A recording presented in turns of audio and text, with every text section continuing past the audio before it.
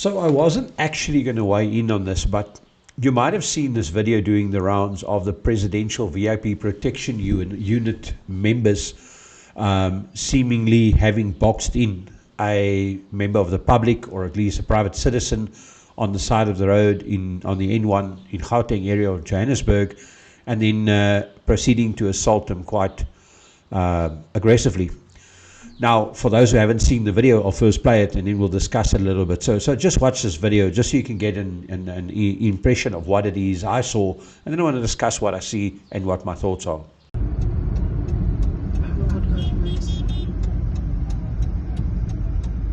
Oh my gosh.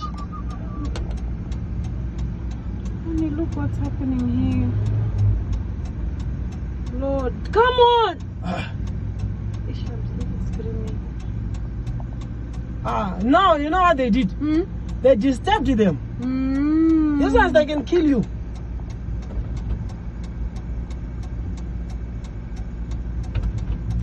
These ones, they will kill you. I don't know, like cops, these ones, you see? So the things that bother me about this are numerous, but let's start at the beginning, at the most obvious thing. Firstly, most people describe these now confirmed Presidential VIP Protection Unit members of the South African Police Service. Many people have called them thugs and bullies and hooligans and criminals and whatever, and it's true. That is probably how people should see them, but I would be inclined to say that I don't want to put those labels on them, because from thugs, bullies, criminals, whatever you want to call them, from them you expect things like this. From them you expect certain characteristics and certain character traits. These are not thugs, bullies, criminals, whatever. These are highly trained and specialized police service members that are tasked with protecting some of the most important people in South Africa, even if it's only in their own minds, because many would argue that they feel they are better than everybody else, and I agree that they should be there to serve the public, but we are often left, unfortunately, with the impression that we are somehow serving them.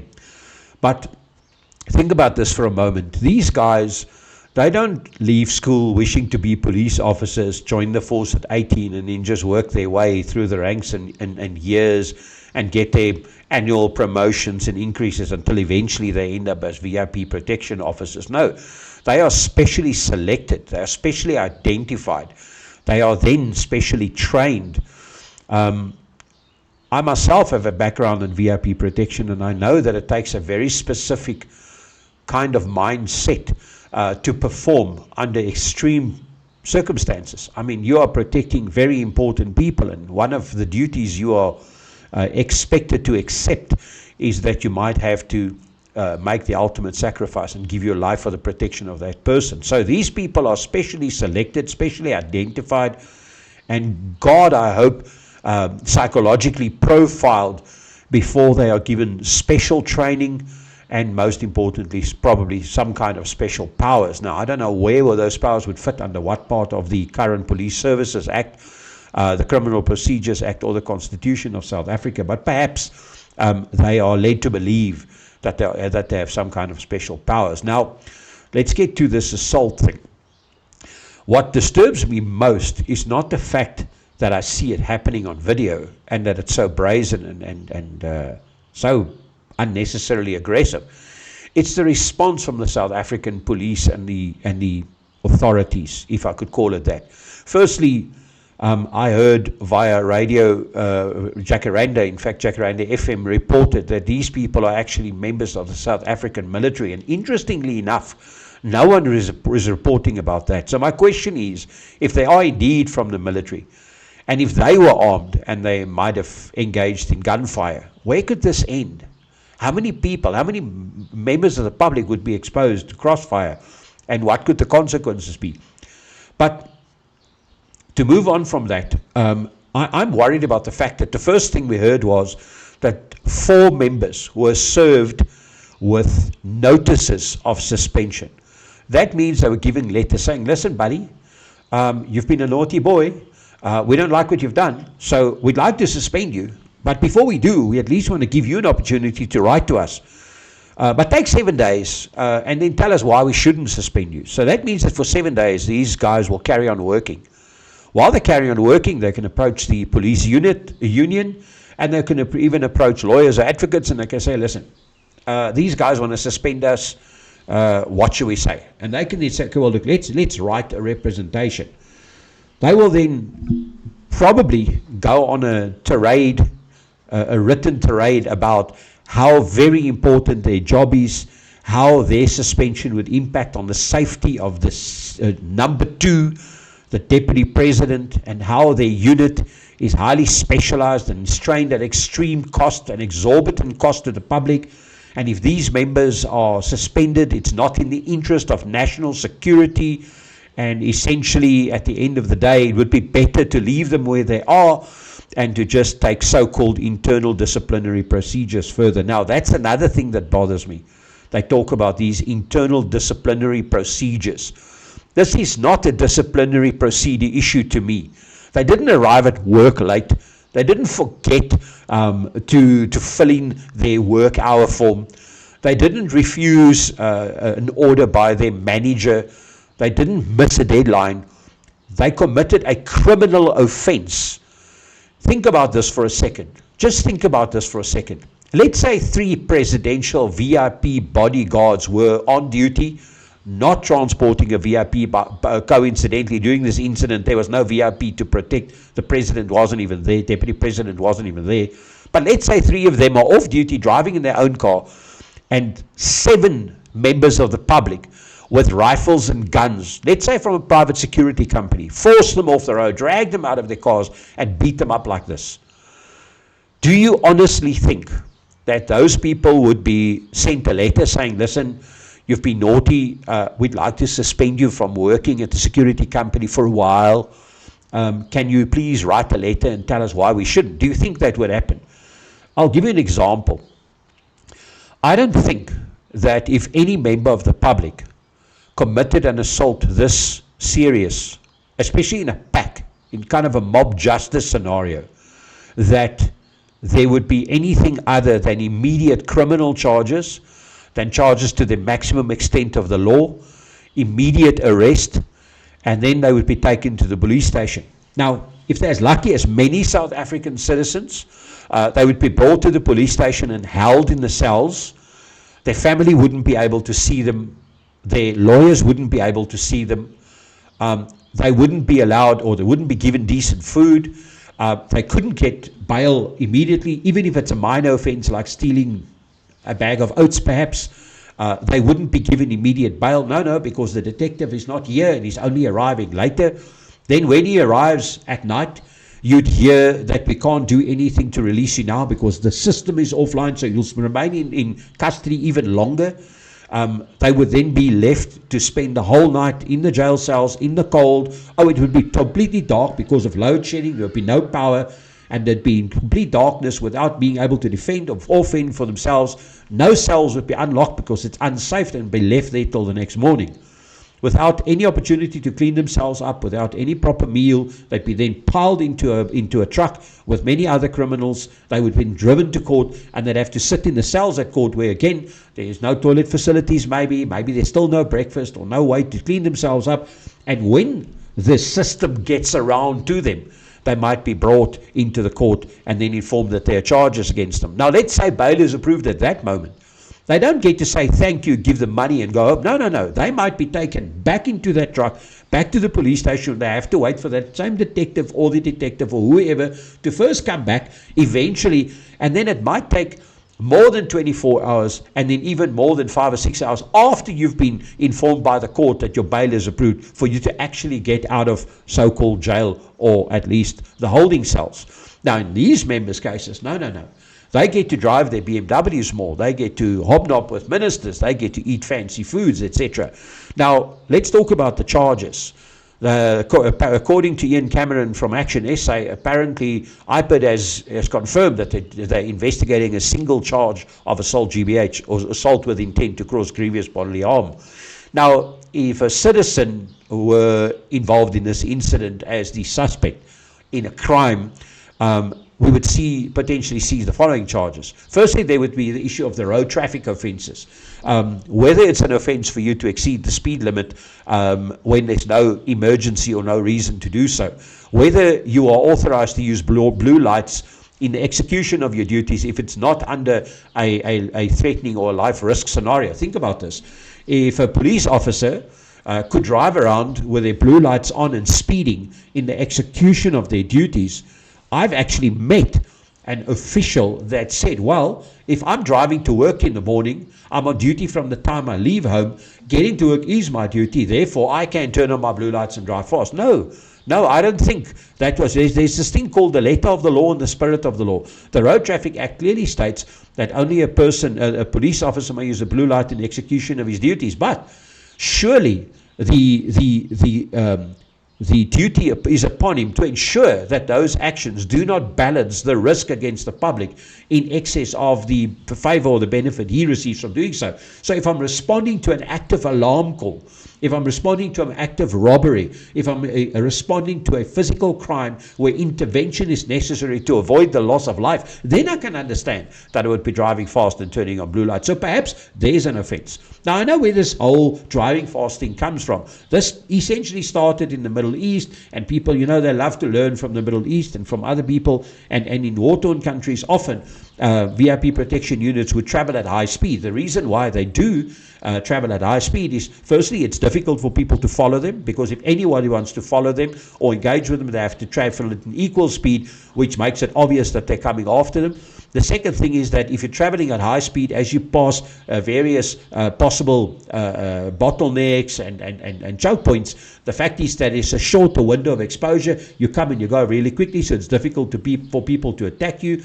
The third reason is that if you travel at high speed and anybody that tries to attack you in another moving vehicle, it becomes more difficult for them to remain accurate and on target, etc. So that part I think I understand. The problem is, in South Africa, we are using the blue lights to travel at high speed everywhere. Now the minister is leaving his house, or some VIP, even where I stay in the Sandton area, there might be a VIP. I see these blue light brigades. Now they don't even have sirens on anymore.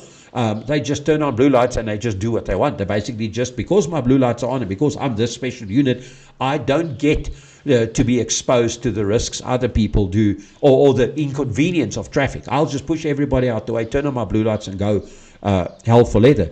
Now, when there's no VIP in the vehicle, all those arguments disappear. You cannot protect an empty seat by driving fast. In fact, by driving fast, you introduce a new layer of risk. That is that if I'm driving at 200 kilometers per hour, all somebody needs to do is push a supermarket trolley out in front of me.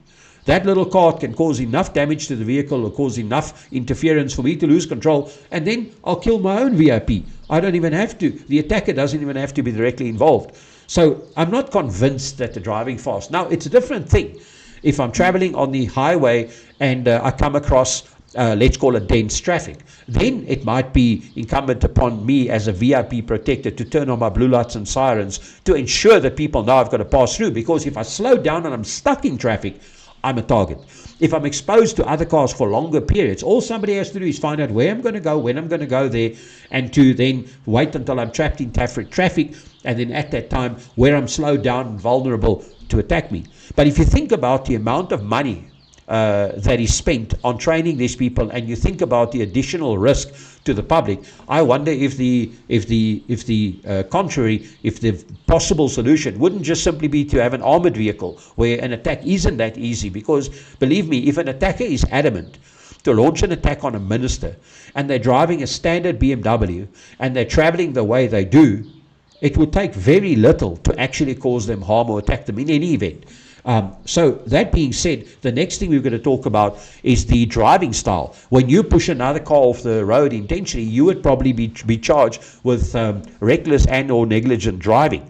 Then you're stopping on a national road for no good reason, so you'd probably be charged for some kind of, or receive a fine for obstruction. Then there's inconsiderate driving, which is a fine in and of itself. So all those things would prevail. Then there's the issues that come with the activity. Now we're talking about the first thing, the pushing you off the road like that, especially if it is for no good cause, would be intimidation at the very least. The minute you point your finger at somebody, they can be charged with common assault. The minute you start assaulting them using any weapon, there's certainly this assault GBH. But now the story goes that these people pushed the victims off the road, tried to break the back window, or the front window, couldn't, broke the back window, opened the door, struck him with a rifle, which caused the driver to be unconscious. In his unconscious state, they dragged him out of the car, they threw him to the ground, they kicked him, and they didn't just kick and punch them, they actually stamped on their heads. So this, to me, why would this not be attempted murder? And even if all these cases are true, even if you can charge them for every, and then of course there's the issue of they leaving the scene of a crime because you know you've committed a crime. Then my question is, if it's true that 7 VIP protection unit members can in a concerted way coordinate an assault on members of the public or potentially military officers, but let's say it's members of the public, in a coordinated way, push them off the road, box them in, assault them, multiple people at the same time. Why is it that there's only one charge of assault GBH, and more importantly, why there's only one charge and only 4 members have been given notices of suspension? Is this an indication that with the next bomb attack on a cash-in-transit vehicle, so if there's a CIT bombing, am I to believe that the guy who plants the bomb will be charged for that charge? The guy who carries the money away won't be charged because he didn't do anything bad, and the driver most certainly can't be charged because he was only driving the vehicle. So this is what bothers me. Now, to bring this to conclusion, the thing I hate about this most, and that's so obvious, is I'm a former law enforcement officer. I was in the South African Police Service. I was a specialist reservist. I worked within the police environment. I know what happens on ground level. I've been involved in multiple operations. I know what it's like to interact with the media and with the public. And most importantly, I definitely know what it's like to be caught in the moment and to follow the pack, especially during xenophobic violence I worked and with so-called operations I worked. And there were multiple units. The South African Special Task Force was involved. The intervention unit was involved in some of our operations. So I know what it's like to work in a pack, in a group, or in a team.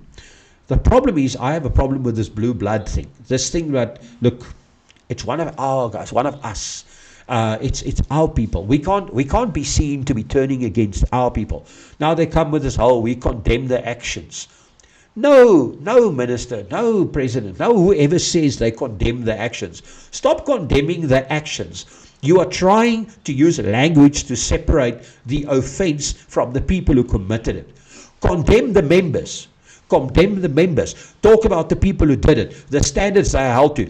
Or everything I've just discussed is a comparison to members of the public. But in my mind, these are not members of the public. These are highly trained and specialized police operatives that operate very closely to the very core of what is the law in South Africa, which is the government and most important, the parliamentarians and the presidents and the ministers. So to me, they should be more in keeping with and more in feeling with the absolute importance of us not committing crimes, treating everybody properly, and protecting and serving.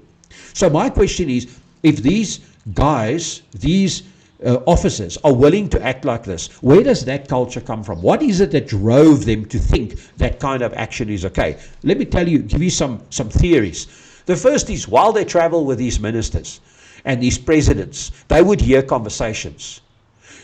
If that president is constantly repeating on cell phone conversations or whatever, repeating how important it is that we don't break the law, that we act within the ambits of the law, that we see ourselves as servants to the public, that we are here to protect and serve. If somebody doesn't get out of the way and the policeman gets upset and he gets aggravated, maybe that deputy president would say, young man, relax, remember, we are the servants. We are here for the people. Give them a chance to see you. Give them a chance to move out of the way. Don't get angry. Maybe his colleagues who work with him would say, dude, hang on, relax, man. I did it with my colleagues all the time. When they get upset and they blow their siren and they blow their horn, I'd say, yes, he will never ever do that again. Bless the mental hunchbacks and send them on their merry way if that's the way you see them. But no, maybe, for all we know, it's the talk, the language, the culture that prevails in amongst these members, the way they see themselves, the way, with other words, we're right down to a simple concept. Do you know who I am?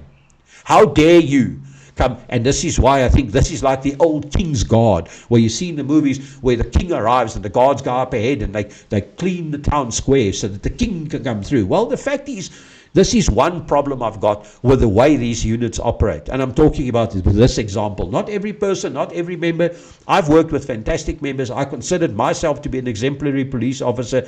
But I think at the end of the day, there's a culture that prevails here. If this is caught on camera, what's really interesting though is, if somebody says arrested for shoplifting and they're brought before the court, I promise you, and I've heard it with my own ears, I promise you the prosecutors use language like, well, he may have been caught now, but it was obviously not the first time.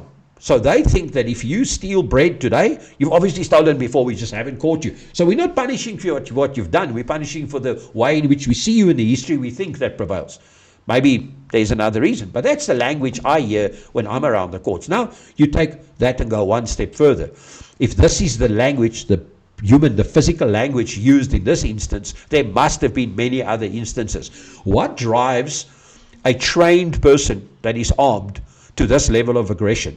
Now, in my mind, it comes down to a simple lack of capacity to control basic human emotions. If you are not capable of restraining yourself while you are in the position of power, if you are the one that is in charge, that has the power, that has the authority, that has the blue lights and the big BMW and the R5 rifle, if you have all of that in your favor and you still cannot restrain yourself and you have to jump out of your vehicle and literally attempt to kill somebody, because I can't say that in any world me stamping on your head with my foot is an intention. And then we get to another point. If it is so that there was reasonable grounds for them, that they felt that they could act this way, then certainly as members of the law enforcement fraternity, there would have been a so-called criminal offense. If there was an offense in their presence, if they saw the guy hijack another vehicle, most certainly they can intervene, but then maybe they should arrest them. Maybe they should detain them. Maybe they should go to the nearest police station and charge them. But oh, no, not these units. No, they are special. They'll come here, they'll do what they do, and they leave. Why would you leave? Now, so either there's this crime that these targets of theirs committed, and they saw them committing the crime, and to that, they decided to stop them. But then after they saw the crime, and after they detained them for the crime, beat them up for no good reason, they left them again. So that tells me there wasn't any criminal offense, because if there was, they should have acted. Oh, but wait a minute. They are too important to go to a police station, to take a suspect with them, to write a statement, to then log it on the system, to wait for the detective to come so that they can approve bail for the person, to then go to court to testify. No. We are the King's Guard. As the King's Guard, all we do is we beat the guy up so he can learn he must never screw with the King's Guard. Do you know who I am? I think that everybody should take a step back, including our ministers, and say, it's not so much about the conduct, despicable as it is. It's not so much about the conduct. It is about the psychology, about the culture, about what exists within that unit. I would agree that if you have 7 members of that unit suspended or criminally charged and then going to jail and facing those charges, that at the end of the day you lose those members and you might not have anybody to replace you with. But then I would say that those people in that position receiving that level of training, that's the first thing they should know. My conduct can result in my separation from my charge, and therefore I'm incapable of protecting them. So when they restrain themselves, when they don't act aggressively, when they don't succumb to their own irrational emotions of aggression, if they think clearly, if they think with a sane mind and with focused attention, they would know that my actions in this moment could remove me from this position in future, and therefore expose my charge or the person I'm appointed to protect. So I don't understand how these people can act in this way if they are really trained. So then I would immediately have questions. How well trained are these people? Are they trained just to be bullies? Are they trained just to be thugs? Are they trained just to be criminals, as we say? Because wouldn't VIP training immediately include the mental capacity to assess situation, to assess the risks, to look at your actions, to consider the risks to yourself, others, and your primary, if he's even present, and to then assess that against the actions that a normal person would take? Maybe an average road user can get irate and jump out of the car and have road rage or whatever. It's very possible. But you can't hold them to the same standard. Those people have no training. How are these people trained? How are these people trained when they are completely incapable of controlling themselves, firstly? Secondly, completely incapable of understanding the nature and the impact of the actions they take. Completely incapable of viewing the actions of their peers, the people they work with, and not understanding that to be a criminal offense. Viewing those actions and not making any attempt to intervene or to stop them. At no stage saying, stand down, so you're wrong, you can't beat the guy like this. They stand there, they watch it and they allow it. And then everybody, with their rifles out and everything, all gung-ho, jump back in the vehicles and off they speed again. There we go, we showed him. So basically, that's the attitude. Really? Really? At this level?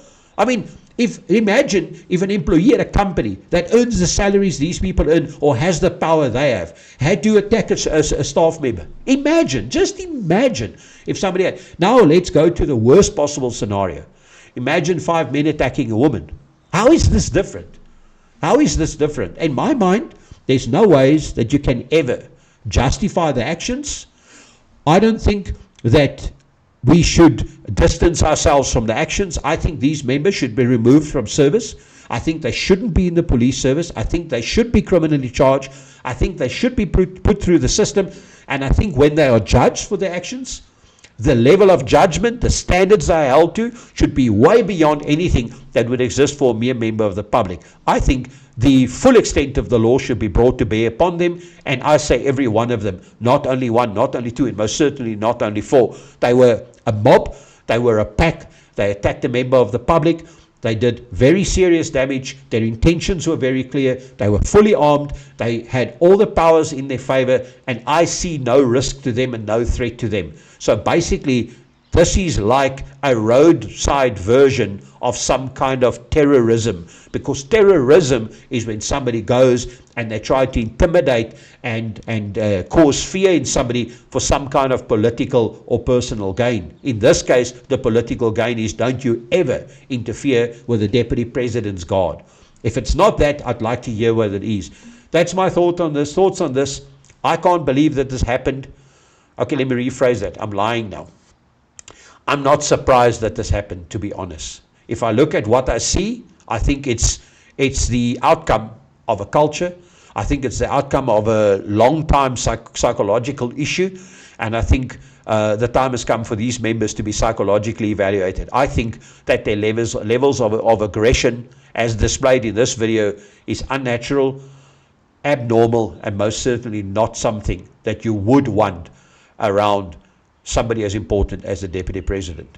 That's my bit for the day. Take it away. Read it, view it as you wish. You're welcome to give me comments on it. Just as a disclaimer, no, I didn't go and investigate the matter. Some of the facts might still be developing. Maybe new charges are filed. Maybe additional members are charged. But if it is as I see it, those are my thoughts. Thanks. Have a good day.